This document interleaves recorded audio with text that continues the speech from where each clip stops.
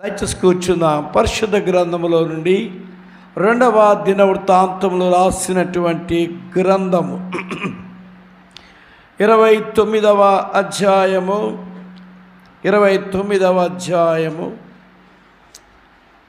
5వ వచనాన్ని లేక 3వ వచనం నుండి చదువుకుందాం.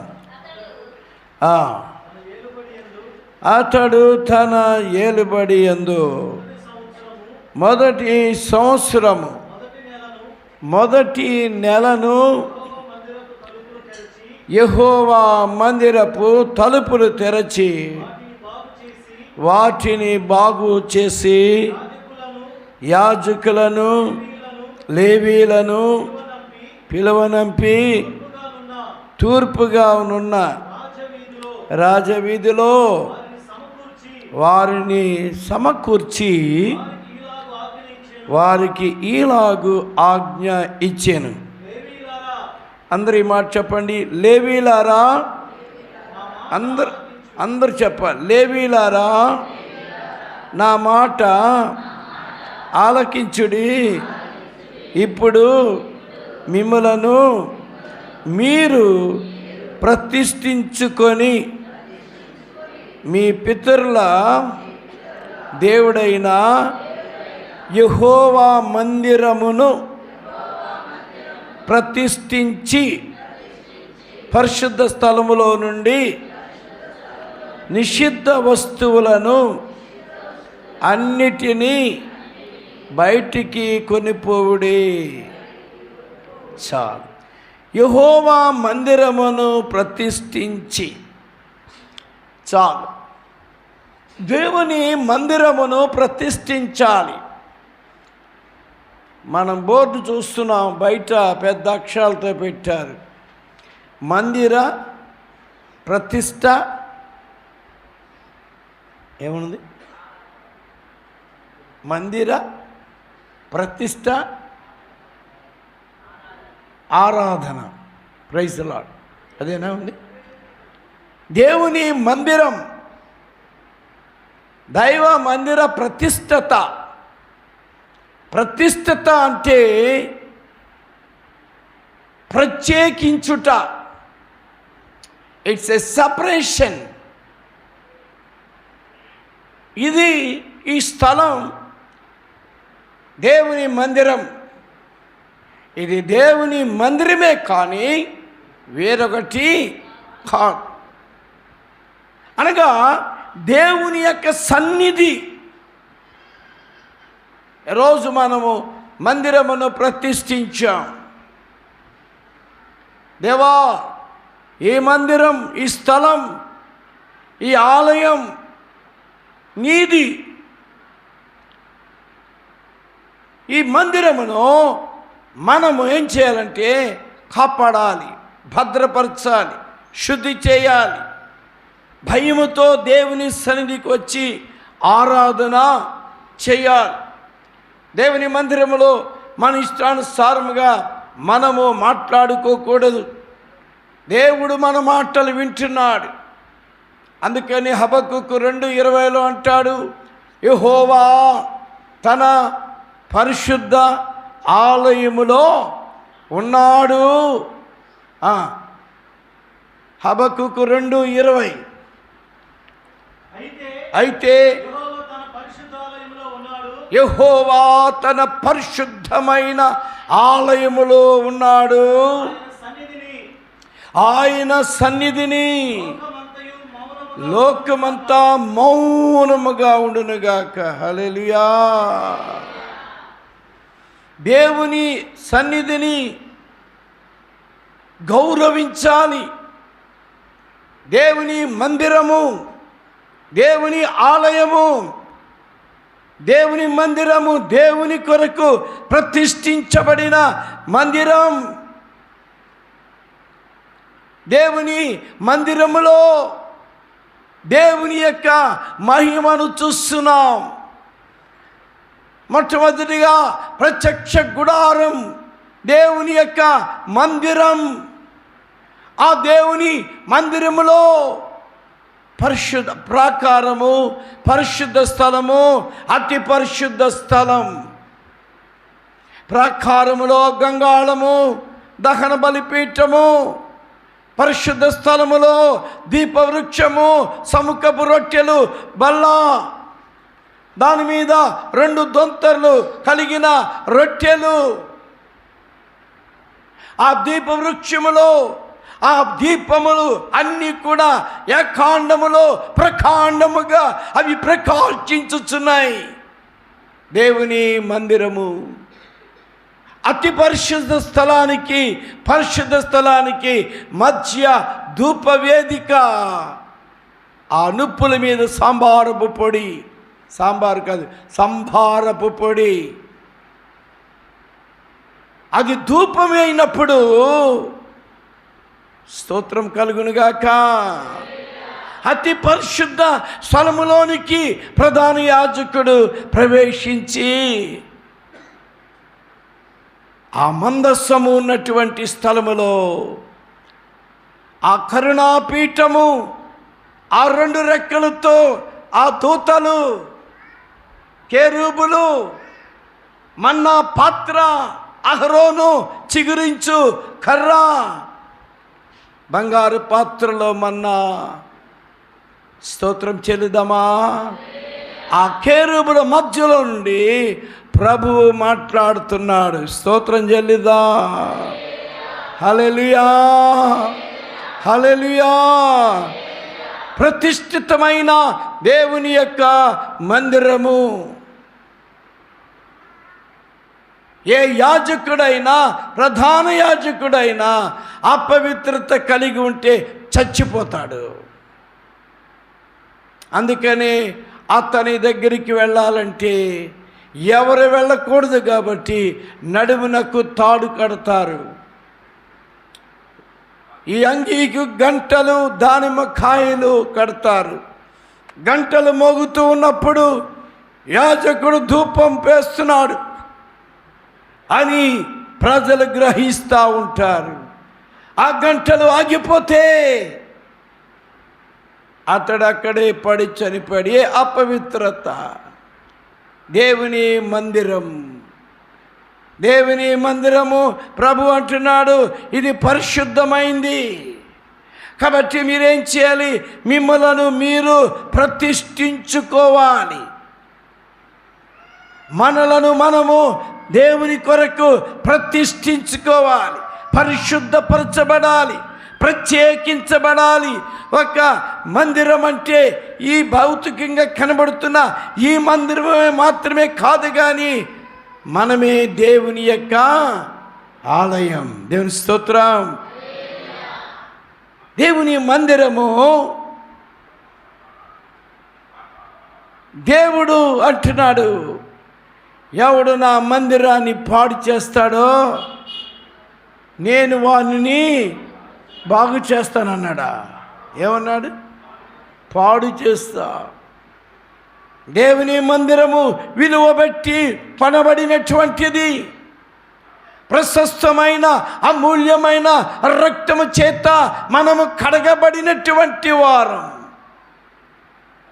మీరు మీ సొత్తు కారు, వెలబెట్టి మిమ్మలను నేను కొని ఉన్నాను.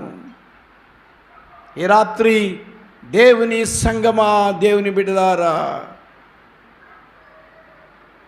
కరెంటు చాలా మంచిది, వెలిగిస్తుంది.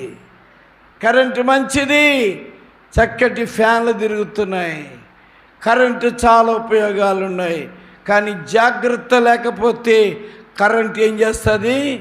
షాక్ కొడుద్ది, ప్రాణం తీస్తుంది. దేవుని సన్నిధి మంచిది, ఇది ఆశీర్వాదం, ఇది దీవెన. ఎవరు దేవుని మందిరానికి వచ్చి దాన్ని పాడు చేయాలనుకుంటారో వాడు పాడైపోతాడు.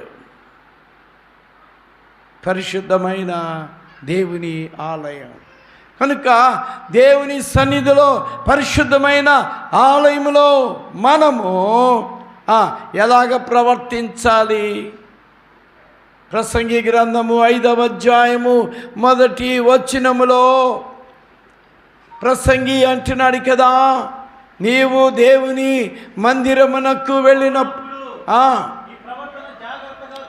నీ ప్రవర్తన జాగ్రత్తగా చూచుకొనుము.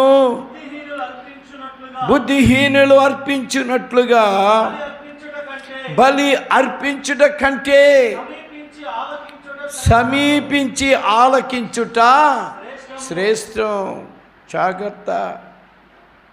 నీ మాటలు ఎలాగుండాలి? నీ మాటలు ఏ విధముగా ఉండాలి? నీవు దేవుని సన్నిధిని అనాలోచనగా పలుకుటకు నీ హృదయమును త్వరపడనీయక నోటిని కాచుకోవాలి. మన నోరుతో మనము దేవుని మందిరములో ఎలాగంటే అలాగా మాట్లాడకూడదు. దేవుని మందిరము పరిశుద్ధమైన మందిరం. ఈ రోజున దేవుడు కోరుకుంటుంది ఏంటంటే పరిశుద్ధమైన, ప్రతిష్ఠితమైన, ప్రత్యేకించబడిన దేవుని మందిరం. ఆయన అంటున్నాడు, నీ దేవుడని యెహోవా పరిశుద్ధుడు గనుక మీరును పరిశుద్ధులై ఉండుడి. అమ్మా, దేవుని మందిరము మంచిది, దేవుని ఆలయం చక్కగా ఉండాలి. కానీ అంతకన్నా శ్రేష్టముగా నీ హృదయము ఉండాలి. ఈ రోజున మన జీవితాలు లాగున్నాయి. మనం ప్రతిష్ఠించబడి ఉన్నామా? దేవుడని యెహోవా ఇశ్రాయేలు ప్రజలతో మాట చెప్తున్నాడు, నేను మిమ్మల్ని దీవిస్తాను, నేను మిమ్మల్ని ఆశీర్వదిస్తాను. ఈ లోకంలో ఉన్న ప్రజల కంటే నేను మిమ్మల్ని హెచ్చిస్తాను. అయితే మిమ్మల్ని మీరు ఏం చేసుకోవాలి తెలుసా? ప్రతిష్ఠించుకోవాలి. ద్వితీయోపదేశ కాండము 7వ అధ్యాయం, ద్వితీయోపదేశ కాండము 7వ అధ్యాయము 6వ వచనం చదువుకుందాం. నీవు నీ దేవుడైన యెహోవాకు ప్రతిష్ఠిత జనము. నీ దేవుడైన యెహోవా భూమి మీద ఉన్న సమస్త జనముల కంటే నిన్ను ఎక్కువగా హెంచి నిన్ను స్వకీయ జనముగా ఏర్పరచుకొనేను. మీరు సర్వజనుల కంటే విస్తార జనమని యెహోవా మిమ్మల్ని ప్రేమించి మిమ్మల్ని ఏర్పరచుకోలేదు. లెక్కకు తక్కువే కదా. అయితే అది యెహోవా మిమ్ములను ప్రేమించువాడు గనుకను తాను మీ తండ్రులకు చేసిన ప్రమాణము నెరవేర్చువాడు గనుక యెహోవా బాహుబలము చేత మిమ్మల్ని రప్పించిన దాసుల గృహములో నుండి, ఐగుప్తు రాజైన ఫరో చేతుల నుండి మిమ్మలను విడిపించాను. దేవుని స్తోత్రం. ఎంత గొప్ప వాగ్దానం. మీరు లెక్కకు తక్కువ వారే. లోకంలో ఉన్నవారి కంటే మనం తక్కువ వారిగా ఉన్నాం. కానీ ప్రభు అంటున్నాడు, నేను మిమ్మలను ప్రేమించుచున్నాను, మీరు నా కొరకు ప్రతిష్ఠితమైన జనం. నువ్వు ప్రతిష్ఠించబడ్డావు, ప్రతిష్ఠితుడు. హల్లెలూయా, హల్లెలూయా. నీవు నేను మనము దేవుని కొరకు ప్రతిష్ఠించుకున్నాం. తల్లిదండ్రులు బిడ్డలను ప్రతిష్ఠిస్తారు. ప్రతిష్ఠితుడుగా అతడు జీవించాలి. దేవుడు ఎంత గొప్ప దేవుడు అంటే, ప్రతిష్ఠించబడిన ఆయన ప్రజలను ఆయన హెచ్చించువాడు. ప్రతిష్ఠితమైన మందిరములోనికి వచ్చిన నీవు దేవుని కొరకు ప్రతిష్ఠించుకో. మేము దేవుని కొరకు ప్రతిష్ఠించుకున్నాం. దేవా, మమ్మల్ని మేము నీకు సమర్పించుకున్నాం. హిజ్కియా అంటున్నాడు, మందిరమును ప్రతిష్ఠించుచున్నాను. మందిరం మాత్రమే కాదు, లేవీయులారా, ఏమన్నాడండి? లేవీయులారా, మిమ్మల్ని మీరు ప్రతిష్ఠించుకొని. చూసారా, మందిరము ప్రతిష్టత దేవుని ప్రజలు, ప్రత్యేకించబడిన లేవీయులు, ఏర్పరచబడినటువంటి లేవీయులు ఎలా ఉండాలి? ప్రత్యేకించబడాలి. దేవుని పిల్లలారా, లోకంలో కలిసిపోకూడదు. లోకంతో పాటు మనము కలిసిపోకూడదు. ఏమంటున్నాడు? మూర్ఖులకు ఈ తరమునకు మీరు, చెప్పండి, గట్టి చెప్పండి, వేరై. అది ఆ ప్రతిష్టత. అందరూ మాట్లాడినట్లుగా కాదు మన మాటలు, అందరూ జీవించిన జీవితము కాదు. మనం ఒక ప్రత్యేకమైన ప్రతిష్ఠితమైనటువంటి ప్రజలుగా మనం జీవించాలి. అప్పుడు దేవుడు నిన్ను ఆస్వాదిస్తాడు, నీతో మాట్లాడతాడు, నిన్ను బలపరుస్తాడు. ఇక 3 ప్రాముఖ్యమైన ముగ్గురు గురించి చెప్పి నా ప్రసంగాన్ని ఇంకొక అరగంటలో ముగించేస్తాను. చాలామంది ప్రయాణాలు ఉన్నాయి, చాలా కార్యక్రమాలు ఇంకా ఉన్నాయి కాబట్టి ఒక 30 నిమిషాలు దేవుని స్తోత్రం కలుగును గాక. హల్లెలూయా. మొదటి సమూయేలు రాసిన గ్రంథం 1వ అధ్యాయము 27వ వచనము 28వ వచనములో బాలుడైన సమూయేలుని మనము చూస్తున్నాం. హన్నాకి పిల్లలు లేరు. దేవుని సన్నిధికి వచ్చింది, ఏడ్చింది, కన్నీరు కార్చింది. దేవుడు ఒక చక్కని బిడ్డనిచ్చాడు. ఆ బిడ్డను తీసుకొని దేవుని మందిరానికి తీసుకుని వెళుతుంది. ఆ మందిరములో చూస్తే అక్కడ ఏలీ కనబడుతున్నాడు. ఆమె అయితే తన బిడ్డను తీసుకుని వచ్చి ఏలీ దగ్గరికి తీసుకొచ్చింది, మందిరము దగ్గరికి తీసుకొచ్చింది.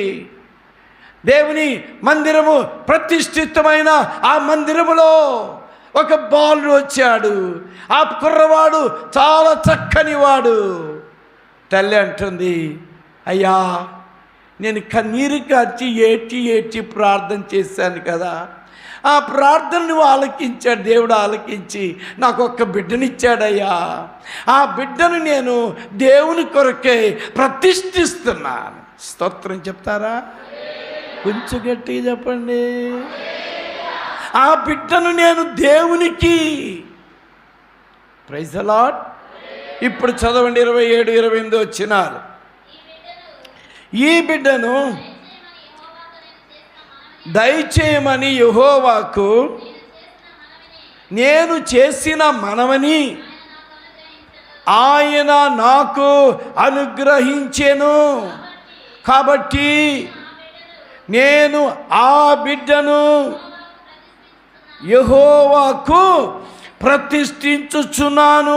అతడు బ్రతుకు దినములు అన్నీ కూడా యెహోవాకు ప్రతిష్ఠితుడు. స్తోత్రం చెల్లించు. ప్రతిష్ఠత. బా, ప్రతిష్ఠితుడు. తల్లి అంటుంది, ఇతడు యెహోవాకు ప్రతిష్ఠితుడు. ప్రతిష్ఠించుకుంటున్నామా? మన జీవితాలు దేవుని కొరకు ప్రతిష్ఠత కలిగి జీవిస్తున్నామా? ఏమో అందరూ బతుకుతున్నారు, అందరూ నడుస్తున్నారు, అందరూ ఏదో చేస్తున్నారు కాదు. మన జీవితంలో దేవుని యొక్క సన్నిధిలో ప్రతిష్ఠించబడిన ప్రజలు ఒక పరిశుద్ధత కలిగి, ఒక భయము కలిగి దేవుని సన్నిధానములో మనలను మనము తగ్గించుకొని, దేవా నీ కృపే నాయనా నన్ను ఈ స్థితిలోనికి నడిపించింది. ఈరోజు మనం సజీవ లెక్కలో ఉన్నాం. మనకంటే అందమైన వారు, బలమైన వారు, ఆరోగ్యవంతులు, ధనవంతులు, విద్యావంతులు, గొప్ప గొప్ప గొప్పవారు మట్టికి ఏమైపోయారండి? మన్నైపోయారు. ఈ రోజున దేవా నీ కృపయ్యా, నన్ను బ్రతికించావయ్యా, నన్ను ఆస్వాదించావయ్యా. ఒకప్పుడు నా పరిస్థితి కొంచెముగా ఉండేదయ్యా. మా ఆలయము చిన్న పెంకుటిల్లో చిన్న మందిరమయ్యా. మొట్టమొదటి మందిరం చూసిన వాళ్ళు చేయొద్దండి. మొదటి మందిరం చూసిన వాళ్ళు, అదిగో ఆ ఇల్లు చూసారా, ఆ ఇంటి దగ్గర చిన్న మందిరం, ఒక చిన్న తలుపు. స్తోత్రం. దేవుడు ఆ కొద్ది మందిరమును ఆస్వాదిస్తున్నాడు. దేవుని దాసులు కేఆర్ యేసుదాసయ్య గారు, నాయన గారు, పెద్దయ్య గారు, ఏరియా పాస్టర్ గారు వచ్చి ఆయన నెల్లూరు దగ్గర కొవ్వూరు నుండి ఆయన ఒంగోలులో స్టాప్ చేసి అక్కడ రాత్రి పడుకొని తెల్లవారుజాము 4 గంటలు లేచి సిద్ధాపురం వచ్చేవారు. మమ్మల్ని అందరినీ తీసుకొచ్చాడు. దేవుని స్తోత్రం కలుగునుగాక. ఆయన భయంకరమైన దొంగ. బొంబాయిలో చేపలు పడుతూ ఉన్నాడు. దేవుని స్వరం వినబడింది, యేసుదాస్ యేసుదాస్ పిలవగానే ఎవర్రా అని వెనక తిరిగి చూశాడు. ఎవరు లేరు. ప్రభు యొక్క స్వరాన్ని విన్నాడు, మారు మనసు పొందాడు, పాపాలు ఒప్పుకున్నాడు, పాపాలు విడిచిపెట్టాడు, బాప్తిస్మం పొందాడు. మన పిఎం శామ్యూల్ నాయన గారితో పాటు ఐపీసీలో గొప్ప సేవ చేసి ఏరియాలో ఒక దైవజనుడిగా, ఇండియా పెంతుకోస్తూ దేవుని సంఘ గొప్ప నాయకుడిగా ప్రభు పరిచర్య చేశారు. స్తోత్రం చేయలేదామా? మీలో చాలామందికి ఆయన బంధువులే. కేఆర్ రాజేష్ గారు, దేవుని స్తోత్ర. హల్లెలూయా. ఒక ప్రతిష్టత. ఆయన మాట్లాడుతూ ఉంటే ఎంత గంభీరము, ఎంత దేవుని ఆ మహిమతో కప్పబడుతూ దేవుని సన్నిధి కనబడేది. ఈ రోజున దేవుని బిడ్డలారా, ప్రతిష్టతలో ఉన్న ఆశీర్వాదం. ప్రతిష్ఠించబడినప్పుడు నీవు ప్రతిష్ఠించి దేవుని సన్నిధానములో నీ వచ్చినట్లయితే దేవుడు నిన్ను, నీ కుటుంబాన్ని ఆశీర్వదిస్తాడు. ఇక్కడ సమూయేలుని దేవుని సన్నిధిలో ప్రతిష్ఠించినప్పుడు ఆ తల్లి అక్కడే వదిలిపెట్టి ఏలీకి అప్పగించేసింది. ఆ బాలుడు ఏలీ ఎదుట అతడు ఎదుగుతూ అతడు యెహోవాకు పరిచర్య చేయుచున్నాడు. 2వ అధ్యాయము 18వ వచనం దేవుని వాక్యం చూడండి. బాలుడైన సమూయేలు నారతో నేయబడిన ఎఫోదును ధరించుకొని యెహోవాకు ఏం చేస్తున్నాడమ్మా? యెహోవాకు ఏం చేస్తున్నాడు? పరిచర్య. ఇక్కడ నేను వచ్చినప్పటి నుండి చూస్తున్నాను, కొంతమంది పిల్లలు ఎంత చక్కగా ఆలయం అంతా తుడుస్తున్నారు, కొంతమంది నీళ్లు మోస్తున్నారు, కొంతమంది వంట చేస్తున్నారు.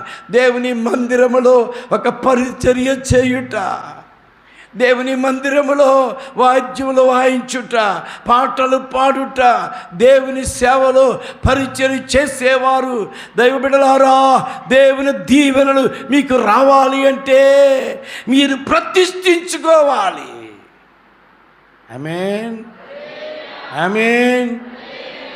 ప్రభువా, ఇదిగో నా పిల్లవాడిని నీకు ప్రతిష్ఠిస్తున్నాను. అతడు ప్రతిష్ఠితుడయ్యాడు. అతడు 3వ అధ్యాయము 1వ వచనములో బాలుడైన సమూయేలు ఏలీ ఎదుట యెహోవాకు పరిచర్య చేయిచు ఉండెను. హల్లెలూయా. ఆయన పరిచర్య చేస్తూ ఉంటే, వినండి వినండి వినండి, పరిచర్య చేస్తూ ఉంటే, పని చేస్తూ ఉంటే, ఏలీ దగ్గర ఉంటే, దేవుని మందిరంలో ఉంటే, దీపాలు వెలిగిస్తుంటే, ఆరాధన చేస్తుంటే, దేవుని స్తుతిస్తుంటే, పాటలు పాడుతూ ఉంటే, స్తోత్రం కలుగునుగాక. దేవుని స్వరము వినబడుతుంది. దేవుని స్వరం. ఆ కాలములో దేవుని స్వరము వినుట అరుదుగా ఉంది. దేవుని మాటలు వినబడ్డం లేదంట. అదే కాలములో బాలుడైన సమూయేలుకు మాట్లాడుతున్నాడు.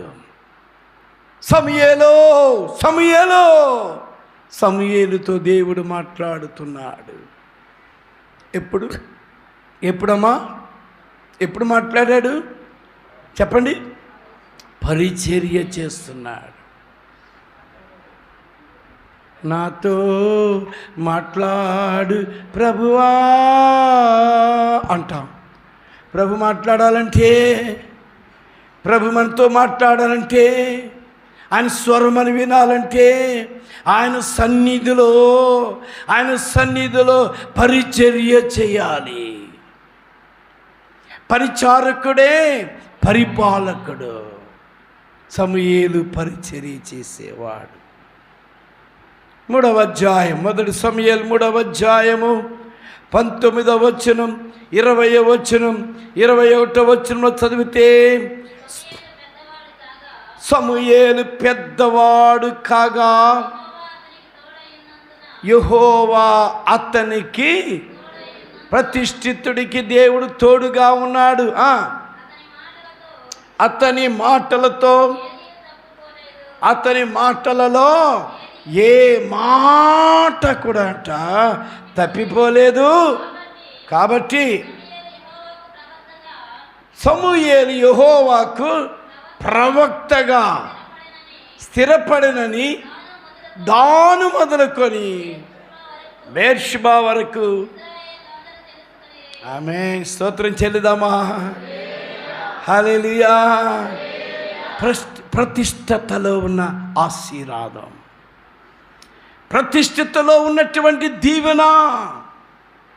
ఊరికనే దేవుని మందిరంలో మనం పరిచర్య చేసేటప్పుడు మనం ఇష్టం వచ్చినట్లుగా మన దేవుని మందిరంలో పరిచర్య చేయకూడదు. పిఎం శామ్యూయల్ నాయన్ గారు, మన ఇండియా పెంతుకోస్తు దేవుని సంఘ నాయకులు, వ్యవస్థాపకులు పిఎం శామ్యూయల్ నాయన్ గారు, వారి కాలంలో ఒక డ్రమ్ము కొట్టాలన్నా, ఒక ముర్రాకాయలు వాయించాలన్నా, హలో, స్టేజీ మీద పాటలు పాడాలన్నా, చెప్పండి, దేవుని అభిషేకము కలిగిన వాడే. స్తోత్రం. చెప్పలేదు గట్టిగా. దేవుని అభిషేకం కావాలి. దేవుని ప్రత్యక్షత, దేవుని అభిషేకముతో నింపబడినటువంటి ఆ సమూయేలు దేవునితో మాట్లాడుతున్నాడు. ప్రభు అతనితో మాట్లాడుతున్నాడు. జరగబోయే సంగతులు చెప్తున్నాడు. ఒక ప్రవక్తగా, యాజకుడుగా, న్యాయాధిపతిగా 3 అర్హతలు కలిగి దేవుని సేవలో, పరిచర్యలో వాడబడుతున్నాడు. దేవుని స్తోత్ర. ప్రభు మాట్లాడుతున్నాడు. సమూయేలు ఇశ్రాయేలీయులకు రాజు కావాలన్నారు. ఎవరు రాజుగా చేయాలి? నీవే. స్తోత్రం. ఎంత అధికారం! నీవు రాజువి అని అభిషేకించగలిగిన అర్హత ప్రతిష్టతలోనే ఉంది. స్తోత్రం, స్తోత్రం. ప్రతిష్ఠిత, ప్రతిష్ఠించబడి, ప్రత్యేకించబడి, అభిషేకించబడిన సమూయేలు రాజులను అభిషేకించాడు. సౌలు రాజుని, దావీదు రాజుని అభిషేకించాడంటే కారణం ఏంటో తెలుసా? దేవుడు ఆయనకు తోడుగా ఉన్నాడు. ప్రతిష్ఠించబడిన దేవుని ప్రజల ఆశీర్వాదం. Praise the Lord. ఈ రోజున మనము కూడా దేవుని సన్నిధిలో ప్రతిష్ఠత. ఇశ్రాయేలారా, మిమ్మల్ని మీరు ప్రతిష్ఠించుకొనుడి. హిజ్కియా అంటున్నాడు, లేవీలారా, ఏమన్నాడండి? లేవీలారా, మిమ్మల్ని మీరు ప్రతిష్ఠించుకొనుడి, యెహోవా మందిరమును ప్రతిష్ఠించండి. ప్రతిష్ఠతలో ఉన్న బ్లెస్సింగ్స్. ఈరోజున మన జీవితాలు దేవుని కొరకు ప్రతిష్ఠించుకోవాలి. జోసెఫ్ ఏం చేయాలి? మన జీవితం దేవునికి ప్రతిష్ఠించుకోవాలి. దేవుని మందిరంలో ప్రతిష్ఠించుకున్న బిడ్డలతో దేవుడు ఏం చేస్తున్నాడు? ఆయన స్వరమెత్తి మాట్లాడుతున్నాడు.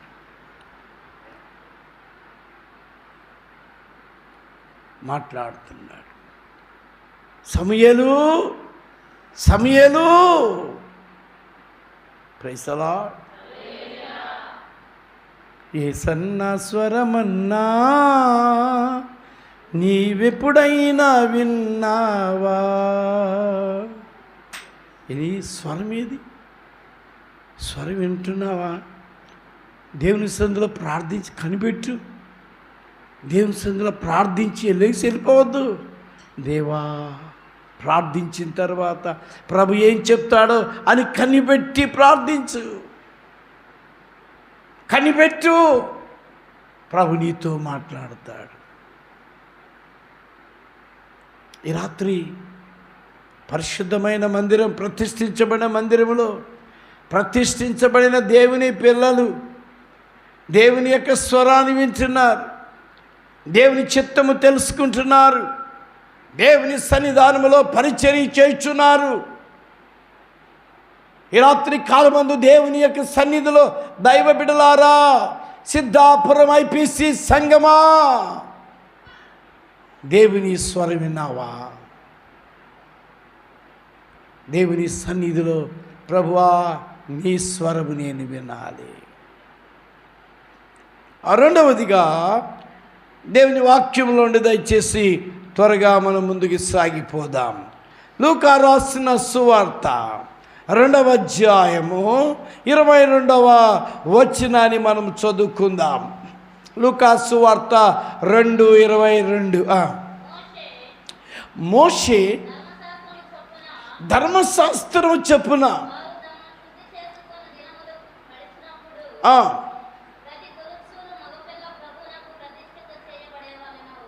ప్రతి తొలిచూలు మగబిడ్డ దేవునికి ప్రతిష్ఠత చేయవలెను.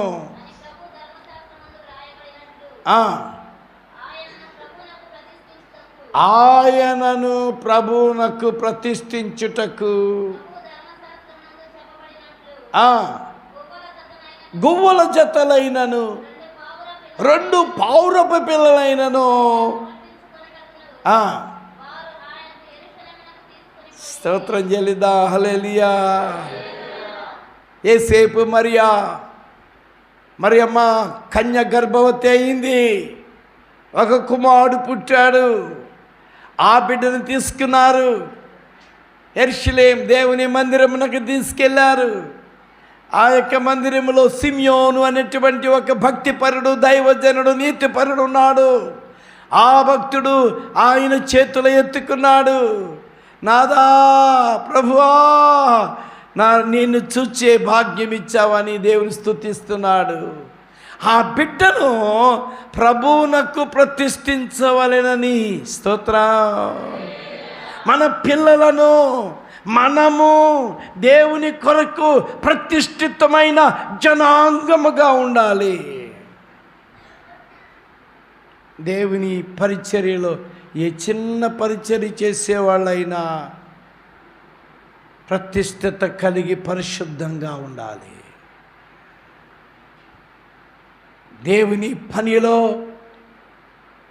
ఎవడు అపవిత్రముగా దేవుని కార్యములు, యెహోవా కార్యములు నిర్లక్ష్యంగా చేస్తాడో అశ్రద్ధగా చేస్తాడో ఏమవుతాడు? వాడు ఏమవుతాడు? శాపగ్రస్తుడు. దేవుని కార్యములు అలక్ష్యం చేయవద్దు. దేవుని పనిది. ఊరికే దేవుని మందిరంకి వచ్చి ఇక్కడ ప్రార్థన చేసుకుని వెళ్ళిపోవడానికి కాదు. మనం దేవుని సన్నిధిలో ప్రతిష్ఠితమైన జనము. ఎందుకొరకు నాయన తెలుసా? ఆయన స్వరక్తం ఇచ్చి సంపాదించిన ఆయన సంఘము. ఆయన సంఘము కొరకు ఆయన మధ్యాకాశానికి రాబోతున్నాడు. అప్పుడేమవుతుంది? సంఘమంతా ప్రభుతో పాటు ఆయన సన్నిధిలో ఉండాలి. ఇహలోక బంధాలు మరచి నీ ఎదుటే నేను నిలచి, నీవిచ్చు బహుమతులు నే స్వీకరించి నిత్యముతో శుభవేళ నీవిచ్చు బహుమతులు నే స్వీకరించి నిత్యానందముతో పరవశించు వేళ మౌదులో నేనే మౌదులో నేనే మౌదులో ఏ మౌదులో నేనే మౌదులో ఏ మౌదులో ఏ మౌదులో ఎవరు సమీపించలే తేజస్సులో నివసించు నా యేసయ్యా.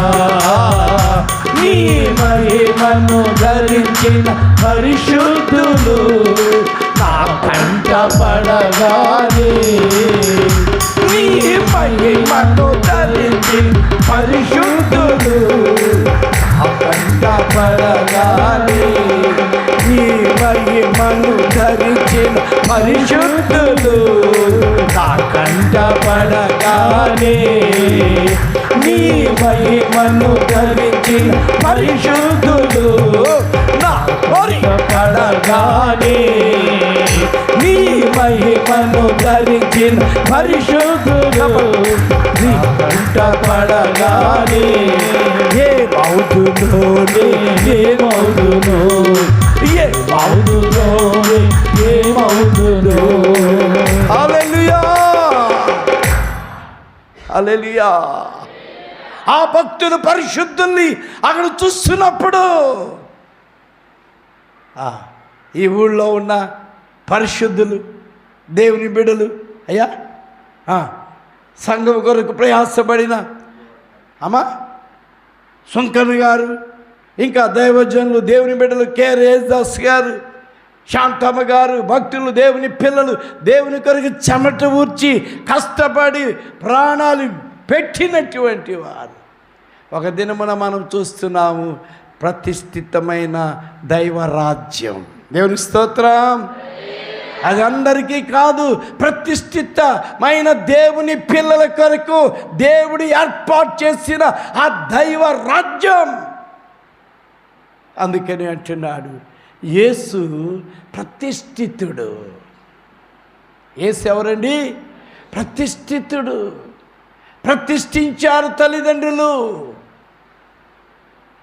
యేసు ఆయన యోర్దాను నదిలో బాప్తిస్మము పొంది ఒడ్డుకు వచ్చి ప్రార్థన చేస్తూ ఉన్నాడు. 3వ అధ్యాయము 21 లూకా సువార్తలో 3:21 అంటున్నాడు కదా, ప్రజలందరూ బాప్తిస్మం పొందినప్పుడు యేసు కూడా బాప్తిస్మం పొంది ప్రార్థన చేస్తుండగా ఆకాశము తెరవబడి పరిశుద్ధాత్మ శరీరాకారములో పావురం వల్లే ఆయన మీదకి దిగి వచ్చి అప్పుడు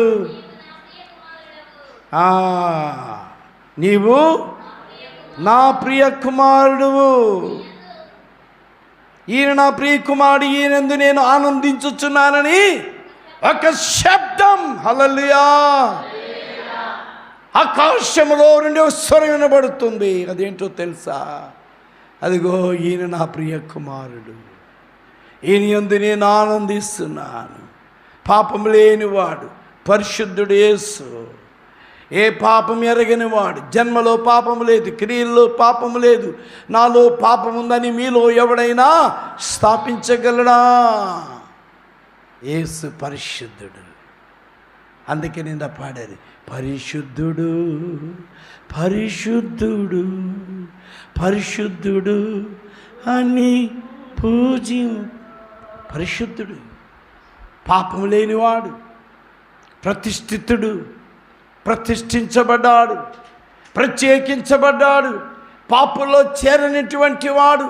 హెబ్రీయులకు రాసిన పత్రిక 7వ అధ్యాయము 26వ వచనములో అపోస్తలుడైన పౌలు 7వ అధ్యాయం 26వ వచనములో ఈ మాటలు అంటున్నాడు, పవిత్రుడును, నిర్దోషి, నిష్కలంకుడు, పాపులలో చేరక ఎవరండి? నా ప్రతిష్ఠితుడు. స్తోత్రం చెప్పండి. మన మందిరం ఏంటి ఈరోజు? మన మందిరము ప్రతిష్టత, మందిర ప్రతిష్టత, ఆలయ ప్రతిష్టత. స్తోత్రం. నీవు దేవుని ఆలయమైనావని ఎరగవా? నిన్ను నీవే ప్రతిష్ఠించుకో. పాపము నుండి దూరమవు, లోకము నుండి దూరమవు, ప్రభు కొరకు నువ్వు ప్రత్యేకించుకో. ప్రభు నీతో మాట్లాడతాడు. ప్రభు మాట్లాడుతున్నాడు. ప్రభు తన స్వరం వినిపించాడు సమూయేలుకి. తన ఆత్మ చేత నింపి ఒక ప్రవక్తగా, అభిషక్తుడిగా దేవుడు చేశాడు. రాజులను అభిషేకించాడు.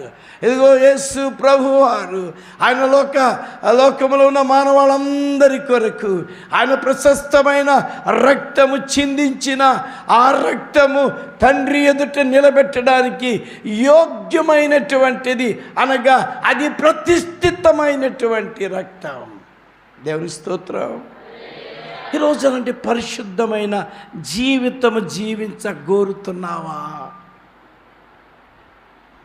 పరిశుద్ధమైన జీవితం, అమ్మా, పరిశుద్ధమైన జీవితం నేను జీవించాలి ప్రభువా. అపవిత్రత నాలో అంటకూడదు, చెడుతనములకు అంటకూడదు. మార్గములో వెళుతున్న ఒక పంది బురదలో జారి పడింది. ఒకవైపు బురదలో ఒక గొర్రె పడిపోయింది. ఇప్పుడు ఏది బయటికి వస్తుంది చెప్పండి? చెప్పండి, గట్టిగా చెప్పండి. గొర్రె, పంది ఆ పాపంలోనే, ఆ చెడులోనే, ఆ బురదలోనే అది కడిగినా అది దాంట్లోనికి వెళ్తా. దాని బుద్ధి మారలే, తన జీవితం మారలే, తన జీవితం ప్రతిష్ఠించుకోలేదు. ఏ రోజున మన జీవితము ప్రతిష్ఠించబడాలి. ప్రభా, నాడు నా జీవితము పాపములో ఉన్నాను, చెడు జీవితముతో ఉన్నాను, అసహ్యమైన జీవితముతో ఉన్నాను, నీకు ఇష్టం లేని బ్రతిక ఇక నేను ప్రతిష్ఠించుకుంటున్నాను, ఇక తీర్మానం చేసుకుంటున్నాను, ఇక నీతో నేను ఉంటాను. రూత్ అంటుంది, అత్తమ్మా, నీ దేవుడే నా దేవుడు, నీ జనమే నా జనము, నీవు మృతి పొంది చోట నేను మృతి పొందుతాను, నీవు ఎక్కడికి వెళ్తావో నేను అక్కడ ఉంటా, నీ దేవుడు ఎవరైతే ఆ దేవుడినే ఉంటా, నీవు ఎవరిని పూజిస్తావో ఆయననే పూజిస్తాను. ఒక తీర్మానము కలిగి ప్రతిష్ఠించుకుంది. దేవుడు ఆమెను అంతకంతకు ఆస్వాదించి క్రీస్తు వంశావళిలోనికి చేర్చబడింది. స్తోత్రం. ప్రతిష్ఠించబడిన నీవైతే దేవుని సమాజములో చేరడానికి, దేవునితో నీవు జీవించడానికి దేవుడు అవకాశం ఇస్తాడు. ఈరోజు మన జీవితాలు ప్రతిష్ఠించుకుందాం. ప్రభువా, నా జీవితము నీకు సమర్పిస్తున్నాను. హిజ్కియా అంటున్నాడు. హిజ్కియా 2వ దినవృత్తాంతం 29వ అధ్యాయం 5వ వచనములో, లేవీలారా నా మాట ఆలకించుడి, లేవీలారా నా మాట ఆలకించండి. ఇప్పుడు మిమ్మలను మీరు ప్రతిష్ఠించుకొని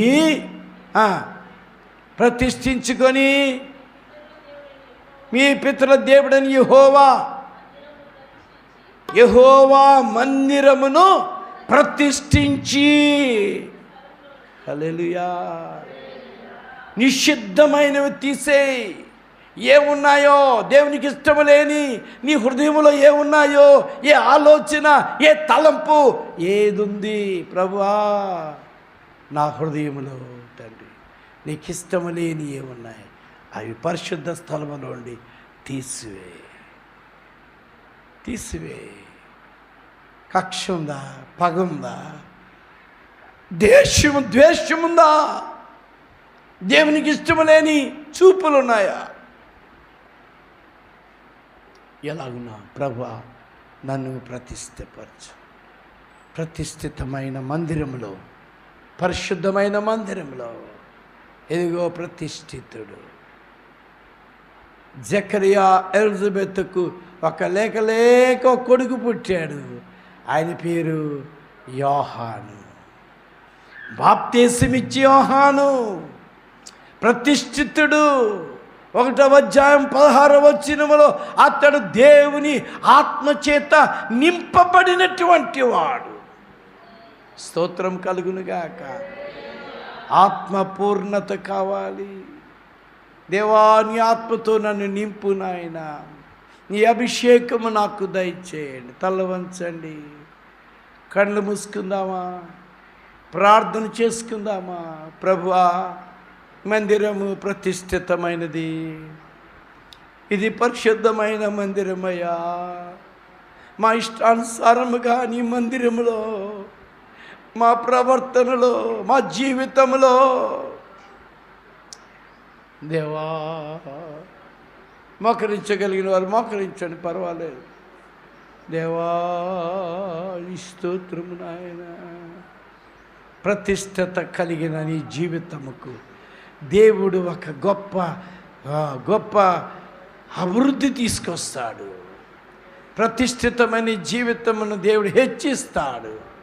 ప్రతిష్ఠితమైన నీ జీవితమును దేవుడు ఆస్వాదిస్తాడు. ఎక్కడి నుంచో రాదు ఆశీర్వాదం. నీలో ప్రతిష్ఠత కావాలి, నీలో పరిశుద్ధత కావాలి. నీ నడకలో, నీ పడకలో, నీ మాటలో, నీ చూపులో, నీ ప్రవర్తనలో, నీ మనసులో, నీ నాలుక, నీ పెదాలు. దేవా నేను ప్రతిష్ఠించుకుంటున్నాను నాయన. నన్ను కడుగు నాయన, నన్ను బాగు చేయి నాయన, నన్ను పరిశుద్ధపరచు. నోరు తెరవమ్మ, కొంచెం నోరు తెరవండి బ్రదర్స్, నోరు తెరవండి. దేవా చెప్పండి దేవా నన్ను పరిశుద్ధపరచు నాయన, నీవు పరిశుద్ధుడివ నాయన. ఏదో అలవాటు ప్రకారంగా గుడిలో పరిచర్య చేస్తున్నానయ్యా. అయ్యా ఇది నీ మందిరం అయ్యా, నీ కల్వరి రక్తము చేత నువ్వు కడిగావు ప్రభువా.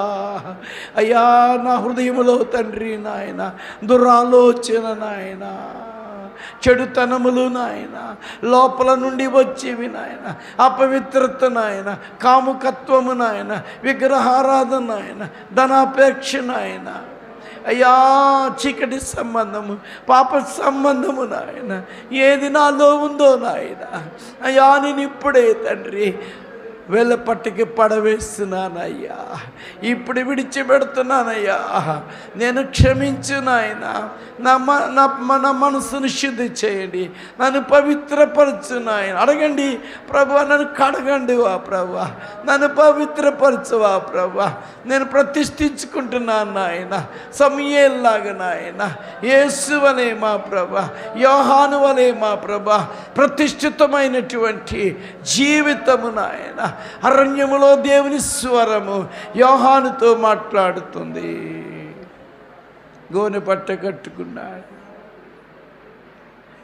చర్మపు వస్త్రాలు ధరించుకున్నాడు, మిడతలు తింటున్నాడు. తన జీవితం ఎంతో అల్పముగా ఉన్న ప్రభు అతన్ని ప్రతిష్ఠించాడు. ప్రతిష్ఠత కలిగిన దేవుని బిడలారా, దేవుని సన్నిధిలో తప్పిపోతావేమో, జాగ్రత్త. మన జీవితంలో కృపను పోగొట్టుకుంటారేమో, జాగ్రత్త. చేదైనటువంటి వేరు ఏదైనా మొలిచి కృపలో నుండి తొలగిస్తాదేమో. దేవా, ఏ అతిశయమైన, ఏ గర్వమైన, ఏ అహంకారమైన నా జీవితమును నాయన నా ప్రతిష్టతను భంగము చేస్తుందయ్యా. నా ప్రతిష్టతను భంగము చేస్తుంది. జారిపోతున్నాను, పడిపోతున్నానయ్యా. నేను పడిపోకుండా నన్ను కాపాడు నాయన, నన్ను పరిశుద్ధపడు. హల్లెలూయా. పరిశుద్ధుడా, నాలో నీ ఉండాలి ప్రభువా, నీలో నేను ఉండాలి ప్రభువా. దేవానికి స్తోత్రమయ్యా. హల్లెలూయా.